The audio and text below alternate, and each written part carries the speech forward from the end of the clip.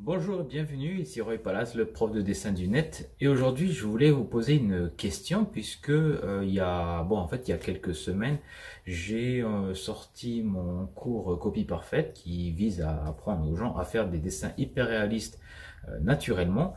Et parmi les techniques que j'enseigne, pour les proportions, il y a plein de techniques différentes, donc vous pouvez en fait piocher, voir sur laquelle vous préférez.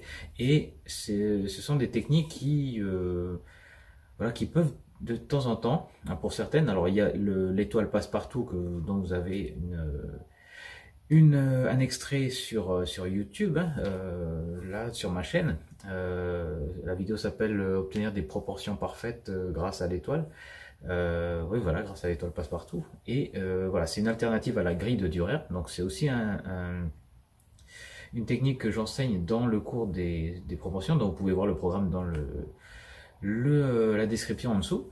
Et il y a aussi des techniques justement, qui sont un peu plus naturelles. Naturelles dans le sens où instinctivement, on essaie de les utiliser quand on est enfant. Par exemple, moi, je me rappelle que lorsque j'étais plus jeune, j'essayais de dessiner avec, voilà, justement, il y a une vitre là, et bien, en prenant une feuille de papier, et puis le modèle en dessous, et puis je collais tout ça à la vitre pour pouvoir dessiner en transparence, et puis avec la lumière de l'extérieur, en fait, ça fait que le modèle peut être vu en transparence sur la feuille de papier. Et du coup, il n'y avait plus qu'à suivre le marquage du modèle vu en transparence. Il y a cette technique-là, par exemple, ce que moi je considère comme une technique naturelle, puisque personne ne nous l'enseigne, on y va et puis on essaye et puis on le fait, voilà, donc le décalcage. Et il y a, par exemple, le projecteur qui est une forme de décalcage aussi, mais voilà, donc les gens n'aiment pas forcément et puis n'ont pas forcément accès à un projecteur, mais c'est très pratique pour les dessins en grand. Et ensuite, alors voilà, donc il y a toutes ces techniques-là dans ma trousse.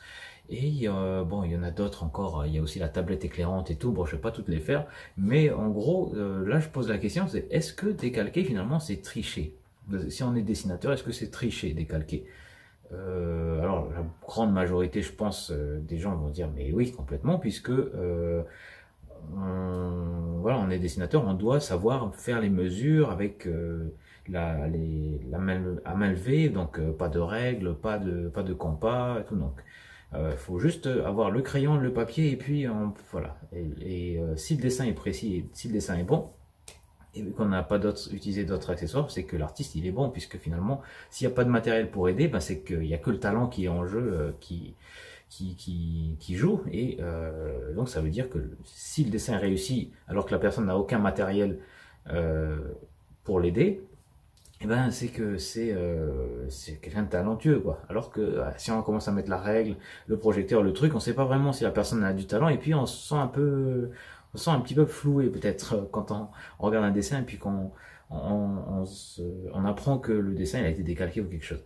Et donc bon, alors pour les traditionnels, les classiques, on dirait ouais. Alors là, il y a eu des personnes qui m'ont dit ah décalqué, mais comment t'apprends, qu'est-ce que tu fais, qu'est-ce que tu apprends ça aux gens, mais voilà, là c'est pas honnête, c'est de la triche quoi.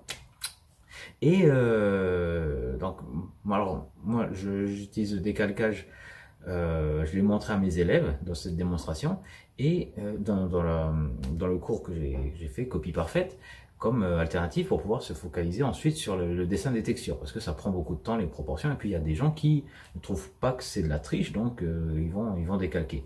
Et là j'ai envie de dire aussi, alors si décalquer c'est tricher, les personnes qui sont dans le domaine du tatouage, qui eux, ben, ils ont un modèle et ils doivent le reporter sur la personne qui veut faire le tatouage sur la peau. Ces gens-là, c'est des tricheurs, puisque finalement, eux, ils décalquent le dessin, et puis ensuite ils le reproduisent sur la peau, mais ils sont obligés, enfin, ils peuvent le faire à la main, mais voilà, calculer les proportions sur un bras, sur un volume qui est cylindrique avec des reliefs et tout. Le mec qui arrive à faire ça sans décalquer, Euh, Moi je dis, voilà, c'est un dieu, il est pas normal ce mec, il est super fort. Donc, est-ce que du coup, les professionnels, parce que les tatoueurs, c'est des professionnels, à moins de faire ça, voilà, de s'être auto-formé puis faire ça un peu à l'arrache, non, la plupart des tatoueurs, quand on va dans les salons, c'est des professionnels, quoi. Ils ont une entreprise, ils ont suivi une formation, ils font ça depuis plusieurs années. Donc, ce serait assez mal avisé finalement de dire que ces gens-là, c'est des tricheurs. Ils veulent surtout faire bien leur travail et puis ils veulent que le client, eh ben, le client, il veut pas avoir un tatouage de merde sur le bras, pardon, je suis un peu vulgaire, mais ils veulent pas avoir un truc tout déformé, tout vilain sur le bras. Et puis le tatoueur, ben c'est sa réputation. Hein. Si la personne elle a un mauvais tatouage, et ben le client il va dire bah, c'est ce tatoueur là qui me l'a fait et puis ben, personne ben, ça leur fera pas de la bonne pub quoi.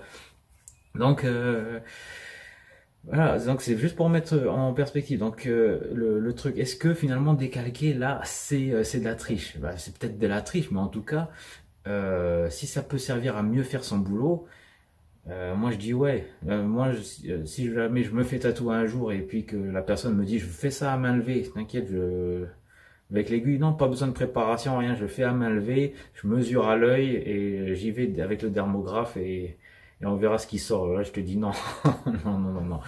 Euh, le mec, il faut qu'il suive les étapes classiques et voilà, ça marche. Donc décalque tant que tu veux, du moment que moi j'ai le tatouage que je veux qui ressemble le plus à ma feuille. Voilà, donc bah, je voulais vous parler de ça un petit peu et puis savoir un petit peu ce que vous en pensez. Finalement, est-ce que décalquer pour vous c'est de la triche? Et puis si ça l'est, est-ce que finalement les gens qui utilisent ce décalcage là, les professionnels, sont des tricheurs ou pas? Voilà. Donc c'est le petit débat du jour. Il n'y a pas de technique aujourd'hui. Il y en aura plus peut-être la semaine prochaine. Je vous montrerai des petites démos. En attendant, eh bien voilà, cliquez sur j'aime pour dire que vous avez aimé la vidéo. Et puis n'hésitez pas à vous inscrire pour me faire atteindre peut-être les 20 000 inscrits sur ma chaîne YouTube, parce que là je suis à 15 500, voilà, tranquillement, on y arrive, on y arrive. Voilà, donc pour me donner un coup de pouce, eh bien, inscrivez-vous, et puis voilà, et puis comme ça vous serez notifié également des prochaines vidéos à venir. Donc merci de votre attention, et puis portez-vous bien, et à bientôt pour une prochaine discussion, pour un prochain tuto. Ciao!